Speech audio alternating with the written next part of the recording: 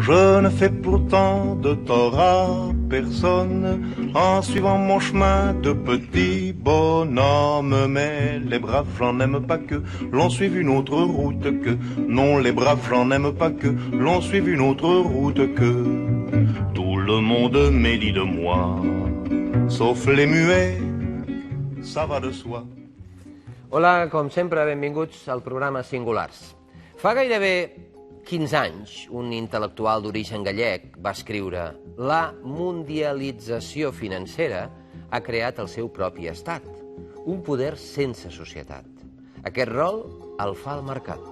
Les societats realment existents són societats sense poder». Doncs bé, ho va encertar, desgraciadament. El mercat per damunt dels parlaments. Menys sanitat, menys educació, menys serveis socials, menys infraestructures i més impostos. I on ens portarà aquesta liquidació minuciosa, precisa i sistemàtica de l'estat del benestar? L'última frontera que ens protegia de la voracitat del capitalisme financer i de casino? A la barbària, potser? Què es pot fer per evitar-ho? Què es pot fer per aturar aquest poder sense societat? Ho preguntarem al convidat d'avui. És Ignacio Ramonet, una de les figures intel·lectuals destacades del moviment antiglobalització, doctor en semiologia i en història de la cultura, catedràtic de la teoria de la comunicació, director de Le Monde Diplomatique en espanyol, impulsor del moviment internacional ATTAC, creador del terme pensament únic i un altre món és possible, cofundador del Media Watch Global i impulsor del Fòrum Social Mundial. A més, posarà al punt final a l'entrevista Marina Rossell, amb el seu Almatec, homenatge a George Moustaki. I feta la presentació, comencem. Gràcies, Ignacio Ramonet, per ser aquí, de veritat. Per favor, acompanyi'm, sisplau. Aquesta és la seva cadira. Senyor Ramonet, vostè ha estat difícil tenir-lo avui aquí perquè sempre viatja, amunt i avall. Sí, bastante, pero también siempre es un placer volver a Barcelona, evidentemente. Vostè és l'autor d'això que hem dit que feia 15 anys que havia predit, desgraciadament o encertat. Sí, bueno, cuando se trataba de describir la globalización, ya veíamos el tipo de estructura política que se ponía, que se estaba colocando. Esta sociedad en la que, en definitiva, digamos, los poderes financieros tenían el poder de decisión y en el que las sociedades se veían desposeídas, primero los estados se veían desposeídos de su soberanía y las sociedades de su capacidad de decisión. Y lo hemos visto poco a poco instalarse, y a raíz de la crisis estamos viendo cómo llega hasta el corazón de la Unión Europea. Sí. Señor Ramonet, nosotros no solemos empezar el programa con un vídeo, pero hoy lo vamos a hacer porque yo creo que pone las cosas en su sitio para dejarle hablar a usted y que nos analice lo que está pasando. ¿De acuerdo? El vídeo es un homenaje a la generación perdida. I aquest curt és una iniciativa del grup barceloní Anicet Labodrama, liderat per Benjamín Villegas. El vídeo volia ser el tràiler d'un disc, però s'ha convertit en un fenomen a la xarxa, perquè recull les reflexions i la perplexitat de la generació que ara té 30 anys i que veu com s'esvaeix el món que ens havien venut. Es diu Generación Perdida. Aquí lo tiene. Mi nombre es Benjamín Villegas y nací en un pequeño pueblo del extrarradio de Barcelona el 16 de mayo de 1982. Paolo Rossi era el mejor futbolista del mundo, Mayra Gómez Kem la estrella de la televisión y el máximo representante del poder mundial. Hoy, Leo Messi es el mejor futbolista del mundo, esta la estrella de la televisión y es el máximo representante del poder mundial. Este es el hombre que me prometieron que sería. Y el hombre que soy. Y pertenezco a la generación perdida. Nací en el seno de una familia trabajadora, una pareja formada por hijos de inmigrantes andaluces que buscaron un futuro mejor en los años 60. Mi padre era un joven pastelero aficionado a los cómics de Marvel y mi madre una guapa administrativa con una miopía simple de 2 dioptrías. Cuando éramos unos críos, nuestra vida giraba alrededor de las canicas, los trompos, el quién es quién, los bollicaos, en definitiva, cientos de productos que nadie catalogó como tóxicos, peligrosos o insalubres. Nos pasábamos el día viendo a Spinette, Lassie, el equipo A MacGyver y un montón de programas y pelis que nos hicieron crecer confiando en que no importaba lo feas que se pusieran las cosas. Al final todo saldría bien. Tendríamos nuestro final feliz. Nos hicieron creer que formábamos parte de la generación mejor preparada. Éramos la élite y seríamos invencibles. Solo teníamos que soplar las velas cada año, desear cualquier cosa, estudiar mucho, licenciarnos, ser honestos y encontrar nuestra media naranja con un beso mágico. Nos casaríamos a los 25 y tendríamos un perro, 2 hijos, una casa, 2 coches, un chalet y seríamos felices y comeríamos perdices. Hicimos caso, soplamos las velas cada año, deseamos cualquier cosa, estudiamos mucho, nos licenciamos, fuimos honestos y la respuesta fue un montón de mierda como la LOCSE, Boloña, la burbuja inmobiliaria, el trabajo precario, las ETTs, la corrupción, la telebasura, la clase política y ni rastro de las perdices. Somos la única generación que tiene que lidiar con 3 crisis, la de los 30, la económica y la crisis de valores. Nos inculcaron que engañar, robar y mentir no nos traería nada bueno. Y una mierda. Existen una incontable lista de chorizos y mentirosos a los que no les va nada mal. Nosotros solo queríamos cumplir nuestros sueños y llegar a ser astronautas, periodistas, deportistas, médicos, presentadores, actores o como hice yo. Soñamos ser músicos y hacer discos.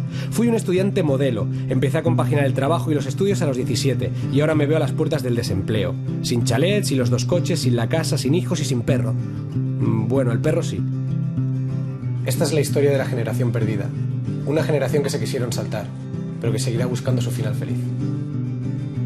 Ella jugaba con su pelo.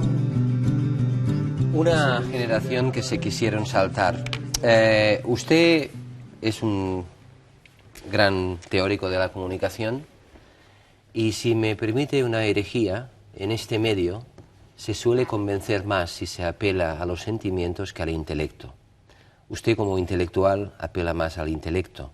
Permítame a mí que apele más al corazón. ¿Qué le diría, señor Ramonet, a los padres que tienen hijos en edad de trabajar y les ven que no encuentran trabajo, que si lo encuentran es un sueldo casi de insulto e indigno y que se van? Se van de sus casas a buscar trabajo en el extranjero. Algunos dirán que es porque hacen un viaje iniciático. Esto a lo mejor estaría bien, pero si lo hacen por fuerza, ¿qué les dice a usted a esos padres? Pues yo les diría que no es una fatalidad, ¿no? Es decir, que esto que está pasando no ocurre porque, digamos, porque son los tiempos que han cambiado y porque ahora las cosas son así. No. Esto ocurre porque se han tomado una serie de decisiones que han tenido consecuencias económicas y en particular sociales que producen este desastre, este verdadero desastre. Porque la realidad es que efectivamente la crisis económica se puede poner en cifras o en fórmulas, pero en la vida concreta de las personas, de las familias, se traduce por dramas muy concretos. Y en particular, uno de los dramas más importantes que tienen todas las sociedades europeas, no solo la española, aunque en España el problema quizás sea más agudo, es este paro de los jóvenes, el hecho de que los jóvenes encuentran cada vez más dificultades a entrar en la vida. Y cuando hablamos de jóvenes... 50%. 50% en España, 48% en Portugal, 43% en Italia, más de 25% en Francia, etc. Es decir, y cuando hablamos de jóvenes, aquí es un joven que tiene 30 años. Es decir, no estamos hablando de un joven de 18 o 19 años donde se puede entender que no entra en la vida, sino que es un joven que ya tiene una licenciatura, ha hecho estudios superiores, que hasta ahora se consideraba que los estudios superiores eran la llave que permitía entrar en la vida. Y aquí no les permite. Por consiguiente, hay un verdadero drama, un dolor, un sufrimiento importante en Europa y este es uno de ellos. Es interesante observar que, por ejemplo, el candidato socialista a la presidencia francesa ha, digamos, organizado su campaña electoral en torno a un tema central que es el problema de los jóvenes, digamos, la dificultad de los jóvenes a entrar, a encontrar trabajo y a entrar en la vida. Y yo pienso que este problema hoy se está extendiendo No solo lo hemos visto en Europa, hemos visto los jóvenes griegos, los indignados españoles, etcétera, en Europa, pero lo hemos visto también en el mundo árabe. El año pasado, con las primaveras árabes, lo hemos visto en Israel, que conoció una de las manifestaciones de indignación más importantes de la sociedad. Lo hemos visto en Chile el año pasado también, y siguen las manifestaciones de los estudiantes en Chile. Lo hemos visto en varios países de América Latina, en Colombia, en República Dominicana. Lo hemos visto en Londres, donde hubo esa enorme insurrección con mucha violencia, además, en particular. Lo hemos visto en Estados Unidos con Occupy Wall Street, y lo estamos viendo en este momento, y los medios no hablan de ello, pero en este momento lo estamos viendo en Quebec, en Canadá, donde el aumento de las tarifas de inscripción en las universidades está provocando lo que los propios quebequeños llaman la primavera roja de Quebec, ¿verdad? Donde hay centenares de miles de jóvenes, a los que se suman ahora los jóvenes parados, no solo los estudiantes, sino los jóvenes parados, la población que se encuentra desahuciada por las situaciones que impone este nuevo modelo económico, que se suman a estos jóvenes para manifestar. Y, por ejemplo, el domingo pasado hubo una de las mayores manifestaciones que se recuerdan en Montreal. Es decir, estamos ante un problema importante, que es diríamos, la manifestación concreta de lo que la crisis económica o la crisis financiera global que empezó en el 2007-2008, cómo se está traduciendo en la vida concreta de las personas. ¿Y cómo se para? Bueno, se para, yo decía antes, esto no es una fatalidad, se para tomando medidas. Por ejemplo, se para limitando o suprimiendo la precariedad. Se para tomando una decisión diciendo: todo trabajo precario, al cabo de, digamos, 3 meses, tiene que transformarse en un contrato definitivo. Se para diciendo: una empresa que va bien, además, no puede tener más de 5% de precarios. Y los puede tener durante 3 meses o 6 meses, pero no puede tenerlos durante años en la precariedad. Se para diciendo, efectivamente, las pequeñas empresas pueden tener 10% de precarios, para dar un poco más digamos, de oxígeno a las pequeñas empresas, pero tampoco pueden tenerlos durante años. Se para tomando decisiones a escala macroeconómica. Es decir, se para haciendo una política que no puede solo ser de recortes, de disciplina fiscal, de ajustes, de supresiones, que asfixia la economía y que es el modelo que está imponiendo en este momento la Bundesbank. Pero recordemos que en Alemania es uno de los países donde más paro de jóvenes hay, donde más jóvenes precarios hay y donde más jóvenes ni siquiera contabilizados en el paro hay, porque el modelo social alemán es uno de los más duros que conocemos y es el que ahora se está tratando de exportar bajo el pretexto de que la economía, digamos la macroeconomía, va bien. Pero ¿qué es una macroeconomía si la sociedad va mal? ¿Qué es una macroeconomía que va bien si la sociedad va mal? ¿Para qué sirve la economía? Evidentemente. Y esta es una pregunta que cada día se hacen más los ciudadanos, que constatan, por otra parte, además, que aquí, decía este joven, decía que él tenía 3 crisis, ¿verdad? La crisis de los 30, la crisis económica y la crisis de los valores. La crisis de los valores, ¿qué es? ¿Cuál es el valor que más en crisis está hoy? Ese valor es la democracia. Muchos jóvenes ya no creen en la democracia. ¿Y cómo creer en la democracia cuando, si hay elecciones, se cambia de gobierno, ¿verdad? Y sigue exactamente la misma política, a veces empeorada. En los últimos 2 años o 3 años, desde que empezó la crisis económica en el 2007, 2008, digamos, el 15 de septiembre de 2008, que es una fecha un poco clave porque es cuando se hunde la Lehman Brothers. Bien, en estos últimos 4 años ha habido en Europa, digamos, una docena de gobiernos que han cambiado. Todos los gobiernos que estaban en el poder han sido sustituidos por gobiernos de oposición.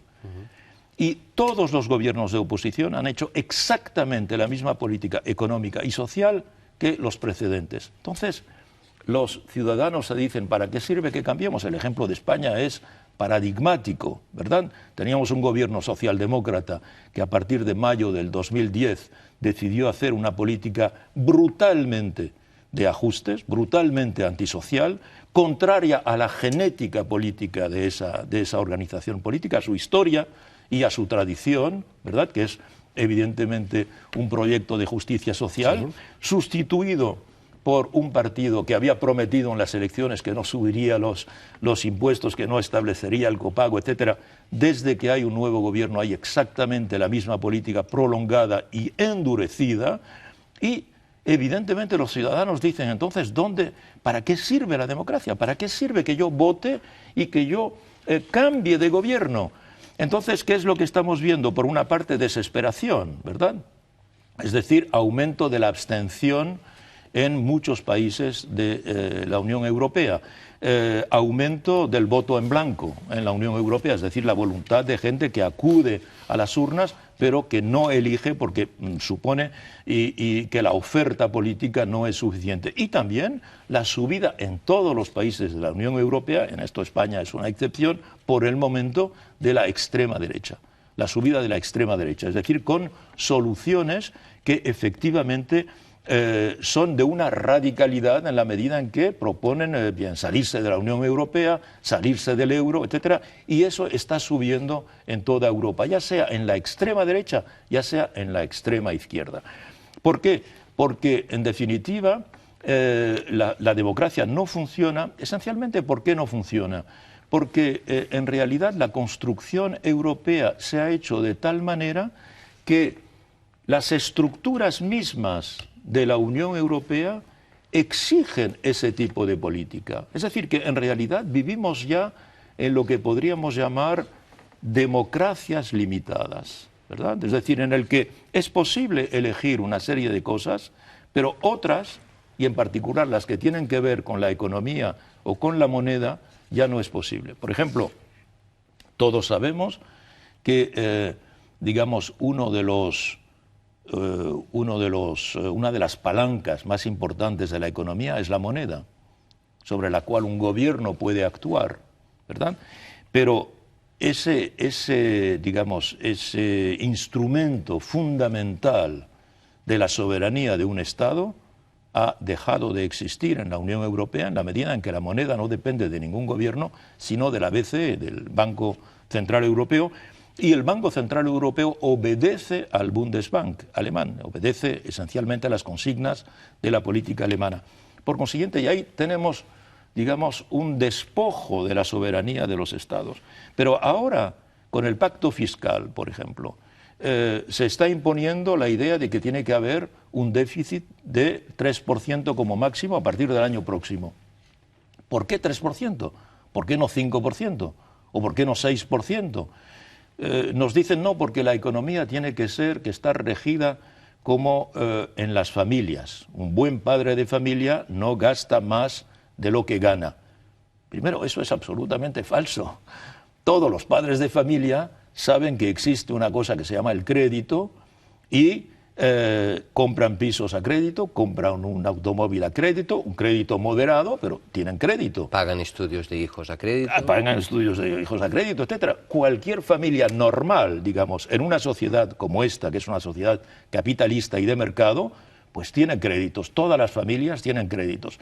¿Por qué el Estado no debe tener crédito? ¿Desde cuándo se ha inventado esta cuestión, verdad? Entonces se limita al 3%, que en este momento estamos viendo que hasta ni los holandeses lo aceptan. Holandeses, recuerdo, tienen la AAA, es decir, tienen la nota más alta dada por las agencias de calificación.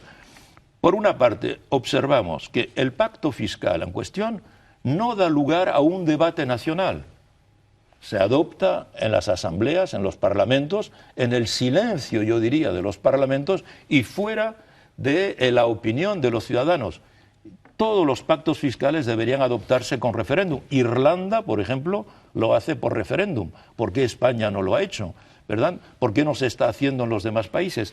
El MEDE, por ejemplo, el Mecanismo Europeo de Estabilidad, que es el que enmarca el pacto fiscal, se ha ratificado de manera casi automática. El presidente del gobierno lo ha ratificado y en realidad con el acuerdo del principal partido de oposición, pero no ha habido discusión. Luego no podemos extrañarnos de que, digamos, decisiones importantes no puedan ser adoptadas en la medida en que la pertenencia a la Unión Europea no permite que se tomen esas decisiones, ¿verdad? Crisis de valores. Usted ha dicho varias cosas, todas ellas muy interesantes. Yo he ido tomando notas.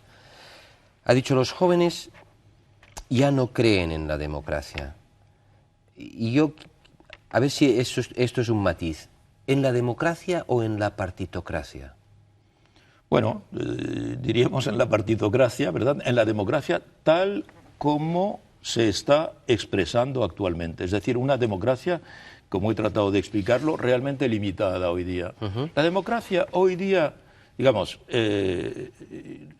lo que llamamos democracia de hecho, la democracia en funcionamiento, es una democracia hoy que nos permite efectivamente cambiar de gobernante, pero que no permite a este gobernante cambiar de política. Bien. Entonces, evidentemente, esto limita mucho la democracia. Claro. Bien. ¿Y por qué? Bueno, ¿Por qué no pueden cambiar de política? Porque no hay voluntad política. ¿Y por qué? Porque precisamente hay la idea, primero, de que esta solución de la política de ajuste, la disciplina fiscal, es la buena política. Están convencidos, tanto, digamos, dirigentes conservadores como dirigentes progresistas, en los partidos de gobierno, están convencidos de que esa es la buena política, aunque están viendo cómo sus sociedades se están hundiendo. Mire, la crisis de Grecia empezó va a hacer 4 años, ¿verdad? Y Grecia es el país que ha sido sometida a más planes de ajuste y a más disciplina fiscal y a más recortes de todo tipo, ¿verdad? Y sin embargo, Grecia está en la recesión y en este momento se está planteando la idea de ir hacia un tercer plan de rescate. Y con hambre en las escuelas. Y con hambre en las escuelas. Portugal ya ha tenido un primer plan de rescate. En Portugal ha habido elecciones, los socialistas han perdido las elecciones y las ha ganado un partido conservador de centro derecha que hace exactamente la misma política, que hace más austeridad aún, y Portugal está en vísperas de pedir un segundo plan de rescate. O sea que está demostrado que esas políticas evidentemente asfixian al país y no le permiten crecer, sino que le hacen ir hacia la recesión, y que en recesión evidentemente hay que hacer aún más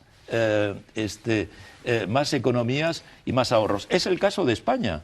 El señor Rajoy está haciendo más recortes que el señor Zapatero y España está entrando en recesión. Ha entrado en recesión por segunda vez en los últimos 4 años.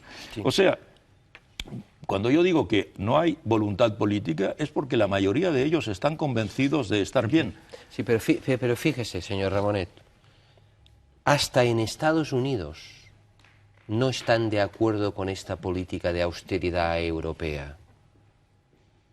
Ellos no hicieron lo mismo en su país, ¿no? Cuando ellos son los que empezaron el capitalismo financiero y de casino. Dieron dinero a mansalva a sus bancos para que no se hundieran y están creciendo, ahora no lo sé, casi un 3 trimestralmente, ¿no? Están creciendo y están creando empleo. Y están creando empleo, ¿no? Ellos. Aquí no. No, porque aquí... ¿Por qué? ¿Qué les pasa? ¿Qué le pasa a la señora Merkel? Bueno, exacto, porque aquí es la señora Merkel la que manda. ¿Dónde va a vender sus coches? Exacto, ¿dónde va a vender sus coches? Cuando el 70% del comercio exterior alemán se hace con los demás países europeos. Exacto. ¿Cuándo se va a despertar la señora Merkel? Y su exceso es nuestro déficit. Claro, su exceso es nuestro déficit, evidentemente. Entonces, pero cuando los europeos periféricos, de la periferia de Alemania, sencillamente, todos son periféricos, ¿sí? Todos los que están en torno a Alemania, dejen de comprar los BMW, los Mercedes, dejen de comprar los productos de la industria alemana, neveras, entonces se despertarán, los Siemens, etcétera. Entonces se despertarán. Pero por el momento es una política suicidaria y, como dice usted, efectivamente Obama ha hecho una política, digamos, neokeynesiana, una política de estímulo de la economía que aquí se considera como una herejía. Ya ve, los americanos, mercado libre.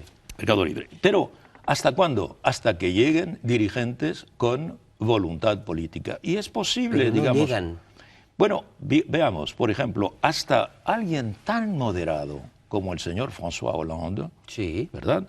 Que puede ser el próximo presidente de Que la ha ganado República la primera Francesa, vuelta. ha ganado la primera vuelta, es posible que gane la segunda, en todo caso tiene probabilidades de ganar la segunda, y hasta alguien tan moderado.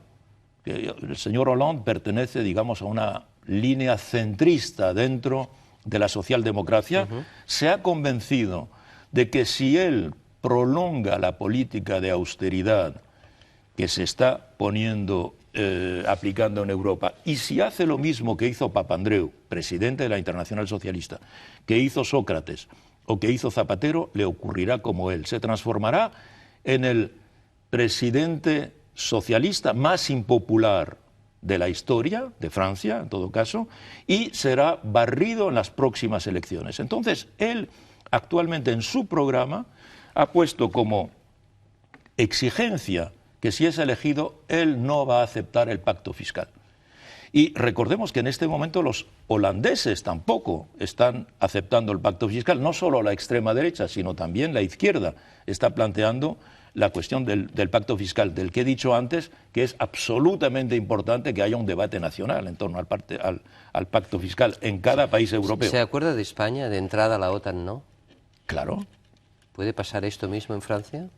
Puede pasar, pero yo creo que, como he dicho antes, Hollande tiene la espada de Damocles de que si sigue esta política va al fracaso, como tiene ante los ojos los fracasos en los demás países. Entonces, yo pienso que ha planteado varias cosas, que es, uno, el renegociar el pacto fiscal y añadirle un elemento de crecimiento. Es lo mínimo que se puede exigir, lo mínimo. ¿Tendrá suficiente voluntad si hay un ataque de los mercados para llevarlo a cabo? No sé, pero en mi opinión esa es la vía. Segunda vía, hay que exigirle al Banco Central Europeo que preste directamente a los estados y no a los bancos. No tiene sentido de que el Banco Central Europeo le preste a los bancos a 1% y que los bancos le presten, por ejemplo, a España al 6%. ¿Por qué España tiene que pagar 6% cuando el Banco Central Europeo, que está a la disposición de los Estados europeos, está prestando a 1%? Ahora que usted habla de bancos, no sé dónde lo leí, pero era una iniciativa que yo se la expongo a usted. ¿No cree que los bancos deberían pagar un porcentaje, pongamos, del 10% de sus beneficios durante 50 o 100 años en concepto de reparación moral por los daños que han causado a la economía y a la sociedad? Me parece una excelente idea. En todo caso, yo la apoyo. Me parece una excelente idea. Recordemos algo que se nos olvida. La causa de la crisis en la que estamos es sencillamente porque cuando ocurrió la crisis de los subprimes, como decía usted antes, es decir, cuando hubo crédito a mansalva, ¿verdad?, que se daba crédito sin ningún tipo de precaución, únicamente para hacer funcionar la especulación. Y sus pluses. Cuando el sistema bancario amenazó con derrumbarse, Sí. ¿quién vino a ayudar al sistema bancario? Los estados. Sí. Nosotros. Es decir, los estados prestaron a los bancos centenares de miles de millones de euros. ¿Y qué ocurrió? Que las agencias de calificación dijeron a los estados: pero usted está prestando demasiado dinero, usted no tiene dinero suficiente para prestar tanto, usted se está endeudando para prestarle a los bancos, está endeudado. Eso es lo que se llama la deuda soberana, que es la crisis que vivimos actualmente, la crisis de la deuda. ¿Dónde se ha originado esa crisis? Prestándole a los bancos. Así que razón de más de que los bancos, efectivamente, cuando hacen beneficios, pues paguen la deuda que tienen con la sociedad. Por otra parte, recordemos una cosa, los bancos que están cotizados en la bolsa española, en el año 2009, 2010 y 2011, repartieron decenas de miles de euros a sus accionistas, Sí. en vez de integrarlo en su capital y fomentar el crédito, en particular a la pequeña, media empresa o a las familias, ¿verdad? ¿Por qué los que han cometido fechorías, los poderosos que han cometido fechorías, porque los que no son poderosos estos sí que pagan los platos rotos. A los poderosos que han cometido fechorías, ¿por qué no están ante los tribunales? Es una cuestión que hoy día se está planteando en términos de ética. Es decir, hay responsables de esta crisis, hay responsables. Y en particular el sistema financiero y bancario tiene una altísima responsabilidad. ¿Con connivencia política? Bueno, con connivencia política en la medida en que, digamos, la ideología política ha permitido este tipo de ayuda. La idea es que el sistema bancario y financiero es el que debe protegerse, no la sociedad. ¿Qué es lo que debe proteger hoy día un Estado, es decir, un gobierno? Pues la ideología dice que lo que debe proteger ante todo, como oro en paño, es el sistema financiero y no la sociedad. La sociedad se puede hundir, la sociedad puede sufrir, la sanidad, la educación, la investigación, la ciencia, todo eso puede sufrir. Hay que proteger al sistema financiero. Es un sistema absurdo, totalmente absurdo, porque la preocupación central de un gobierno debe ser la sociedad, evidentemente. No es normal. Hoy día, si quiere, los dos grandes objetivos que tiene el sistema ideológico financiero, tiene dos grandes objetivos. Uno, desmantelar el estado de bienestar. Es decir, se ha llevado a cabo ya en otras regiones. Por ejemplo, lo que se hizo en Europa del Este cuando cayó la Unión Soviética. Ahí fue el gran terreno de maniobras donde, en definitiva, el sistema financiero internacional se apoderó de todo mediante las privatizaciones y mediante el desmantelamiento del rudimentario estado de bienestar, amplio en el sentido, digamos, ideológico de la palabra, pero rudimentario en cuanto a su eficacia. Entonces, ahí se desmanteló el estado de bienestar y se transfirió al sector privado. Y segundo, una disminución de la soberanía de los estados. Si usted o nuestros oyentes, por ejemplo, nuestros televidentes, leen una entrevista que ha dado el actual presidente del Banco Central Europeo. El Banco Central Europeo tiene un presidente que es un italiano, Mario Draghi, que es presidente desde hace menos de un año y que es un antiguo de Goldman Sachs. Y ha dado una entrevista exactamente el 24 de febrero de este año, del 2012, al Wall Street Journal. Es una larga entrevista. En esa larga entrevista, Mario Draghi dice lo que está pasando, lo expresa. Todo esto que está oculto, que muchos no acaban de entender porque piensan que es algo, digamos, que todo el mundo está con buena voluntad y que bueno, él expresa concretamente, exactamente lo que está pasando y lo dice con una frialdad absoluta porque habla con el medio de los, digamos, de los neoliberales, el meollo neoliberal del planeta, que es el Wall Street Journal. ¿Y qué dice él? Dice, hay dos cosas. El estado de bienestar está muerto ya, dice él. Debe desaparecer.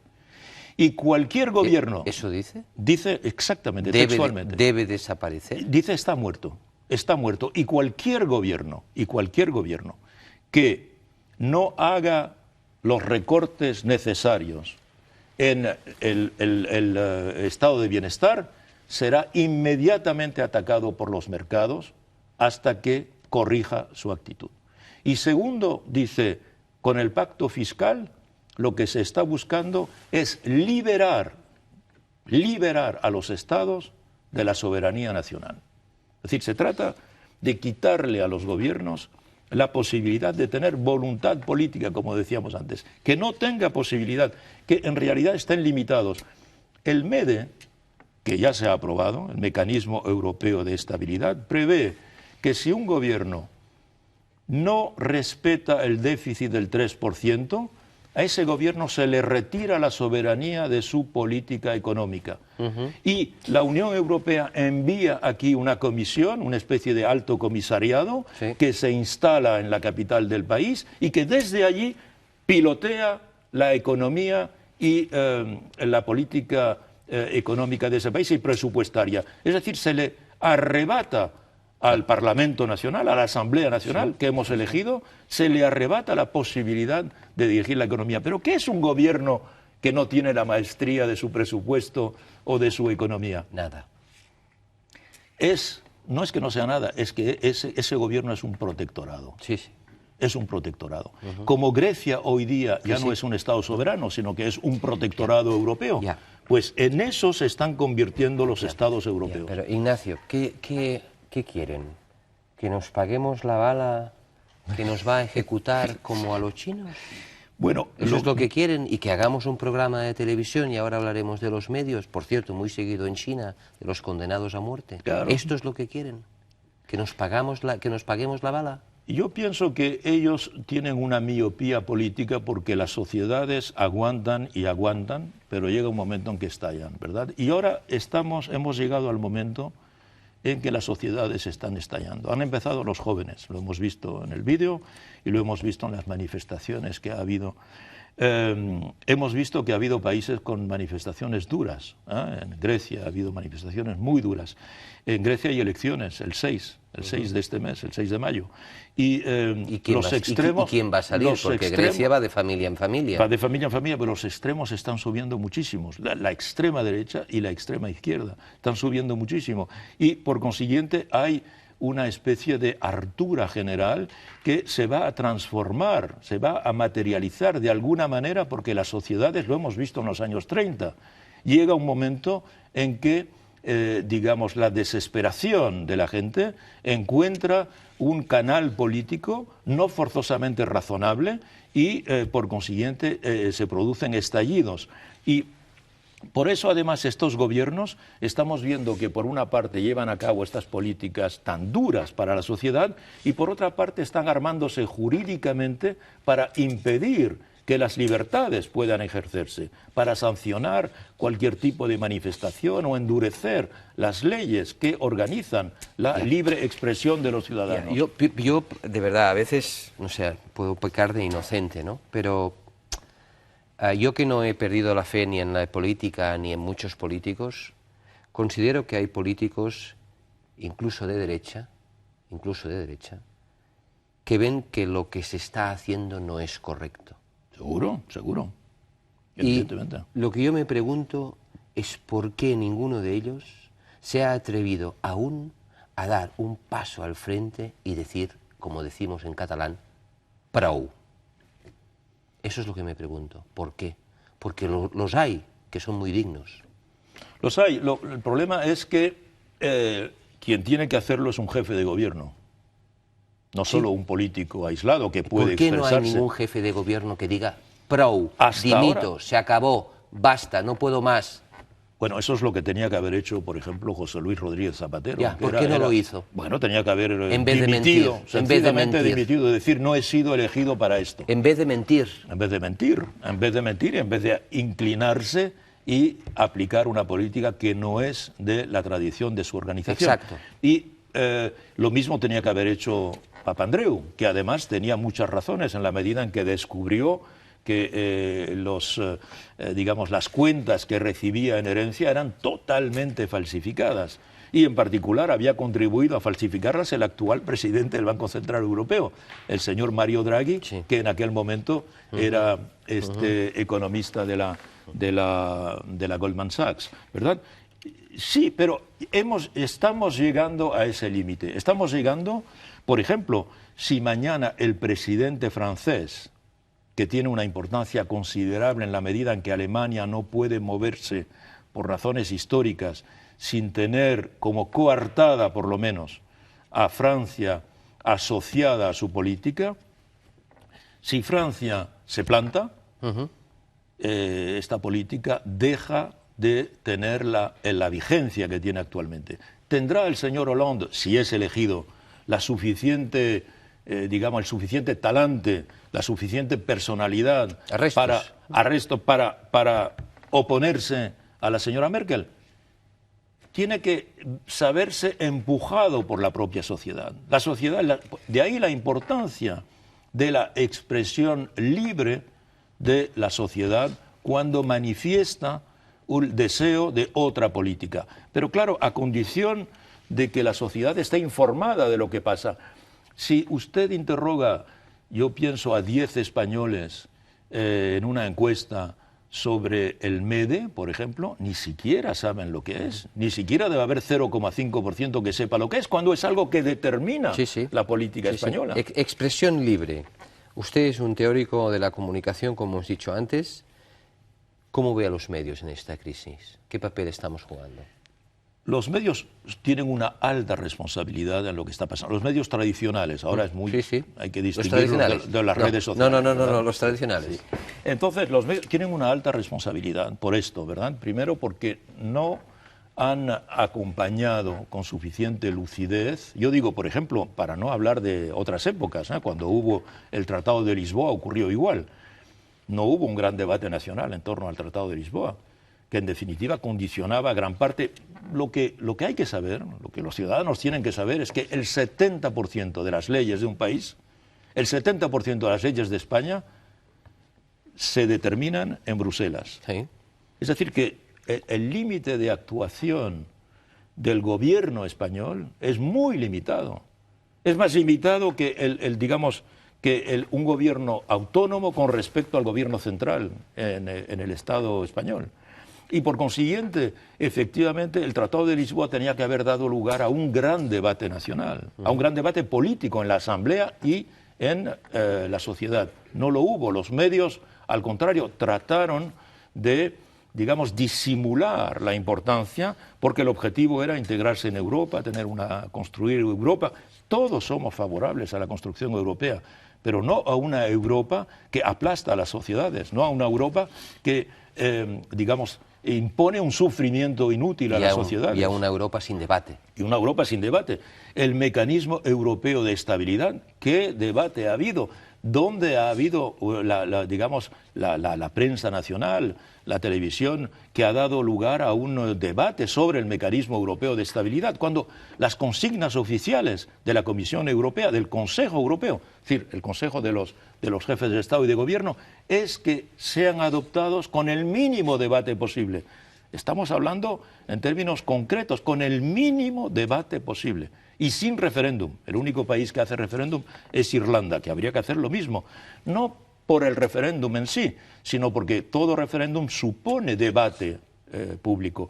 Que los ciudadanos sepan lo que va a ocurrir. Esto arma a los ciudadanos para poder participar en el debate. Hablando de los medios, la importancia de los medios es que de la calidad de la información depende la calidad de la democracia.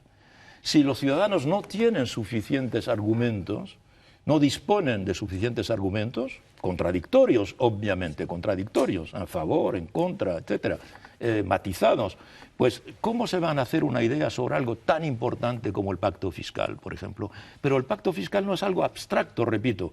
El pacto fiscal es lo que va a determinar que los hijos de esta familia no van a tener trabajo, que esta familia no va a poder pagar el piso que está pagando, que los padres de esta familia no van a tener las pensiones a la altura en las que estaban, que la sanidad, etcétera. Todo eso lo va a determinar el pacto fiscal, lo está determinando el pacto fiscal. Por consiguiente, no es algo abstracto, es algo muy concreto y que cada ciudadano debería de tener una opinión sobre ello, si estamos en democracia y no en democracia limitada. Estamos en algo que en el siglo XVIII se llamaba el despotismo ilustrado. Hoy, en vez de democracia, estamos en un sistema de despotismo ilustrado. Es el despotismo, de las leyes europeas, ¿verdad? Y ilustrado porque tenemos la posibilidad de participar intelectualmente y todos hemos hecho estudios y, por consiguiente, tenemos capacidad de participar, pero a la hora de la verdad se trata de eso. Estamos en una democracia en la que no se trata de elegir, sino que se trata de aplicar leyes. Aplicar leyes.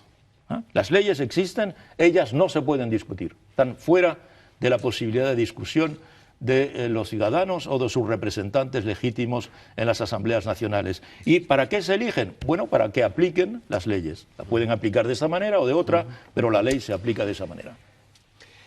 Ignacio, ¿cómo vamos a terminar si no hay nada que lo frene? Y espero que se equivoque.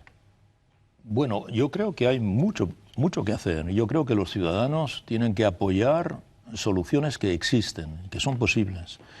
Por ejemplo, podríamos citar dos o tres de ellas. Hay que exigir que el Banco Central Europeo le preste a los estados y no a los bancos. Segundo, hay que poner una tasa de imposición importante a las altas fortunas. Hay que imponer a las empresas que más beneficios hacen. Las empresas que se declaran españolas deben pagar sus impuestos en España y no en otros lugares. Hay aquí altas, grandes empresas multinacionales españolas que prácticamente no pagan impuestos en España. Hay que limitar, digamos, los sueldos de los altos ejecutivos. No es normal, por ejemplo, que en las empresas un alto ejecutivo gane 500 veces más que el asalariado de base. Hay que limitarlo de 1 a 20, por ejemplo, es ya suficientemente para crear un Estado más justo. Hay que establecer un proteccionismo a escala europea. No es normal que los productos que aquí se fabrican en condiciones sociales de protección social de lo que queda del estado de bienestar o, digamos, en condiciones ecológicas de protección del medio ambiente, estén en competición con productos que vienen del exterior más baratos y que no respetan, digamos, el estado de bienestar de sus asalariados ni el medio ambiente donde se producen. No es normal. Por consiguiente, hay que protegerlos. Hay que por ejemplo, imponer la tasa sobre las transacciones financieras. Solo la existencia de esa tasa ya aportaría una cantidad de capital suficiente para pagar las deudas soberanas. Bien, es decir, las soluciones existen. Los ciudadanos deben saber que existen y hay la posibilidad de reclamarlos. Tenemos que obtener que los partidos políticos existentes u otros que hay que crear o el movimiento social haga avanzar masivamente estas soluciones para construir una Europa diferente en la que la prioridad sea el ser humano, no las finanzas. La prioridad el ser humano, la prioridad la sociedad, no las finanzas y no los bancos. Hay que poner a Europa en sus pies y Europa està patas arriba. Ignacio Ramonet, gràcies per haver vingut al programa Singulars. Nosaltres sempre ens queixem que els intel·lectuals que trobem tenen més de 80 anys. Amb vostè, si no m'equivoco, en té 69 o 70. Per tant, anem millor, anirem buscant. Gràcies de veritat per haver vingut. I volem acabar amb una dona extraordinària, activista, valenta, que sempre hi és quan se la crida, una cantautora catalana que es diu Marina Rossell, que ha fet un disc extraordinari, que vol homenatjar un altre cantautor extraordinari que es diu George Moustaki. Marina, endavant, per favor. Amb aquest aire de matec, jueu errant, pastor grec, i els meus cabells als quatre vents. I aquests meus ulls descolorits, verdosos blaus mig enfosquits, em faig mirall de tots aquells. Amb qui he sofert, amb qui he gaudit, perquè el meu cor no s'ha rendit ni penedit d'anar més lluny. D'on algú diu que ens aturem si no volem anar a l'infern, cosa que mai no m'he cregut. I amb aquest aire de matec, jueu errant, pastor grec, i els meus cabells als quatre vents. I aquest mirar tan indecis, ara amargant, ara endolcit, de dies bons i de mal temps. Potser faig pinta d'haver estat lladre de fruites i de blats, de camps que acaricia el sol. Però és que m'hi agec i faig l'amor, com hi he jugat i m'hi he perdut, sense mai perdre-m'hi del tot.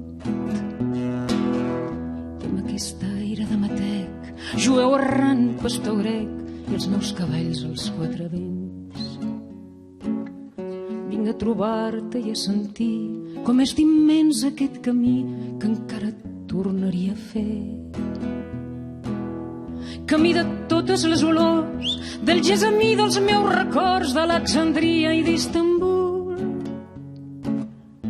I com voldria perdre-m'hi i enamorar-m'hi com ahir, ans que se m'acloquin els ulls.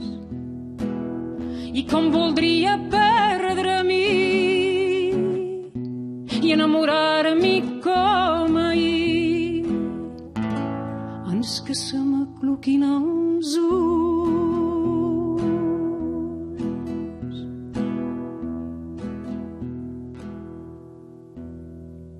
Molt bé, Maria. Marina, molt bé. Gràcies. Gràcies, Marina, de veritat. Moltes gràcies, Ignacio. Interesante, amigo. Placer, fantástico. Interesante, eh? Qué bueno. Molt interessant, eh? I hem de posar el punt final ara mateix. Gràcies per la seva atenció. Sàpiguen que hi poden dir la seva a la nostra web, tv3.cat/singulars. Gràcies. Sí, ha anat molt bé, de veritat. ¿Conociste a Agustín?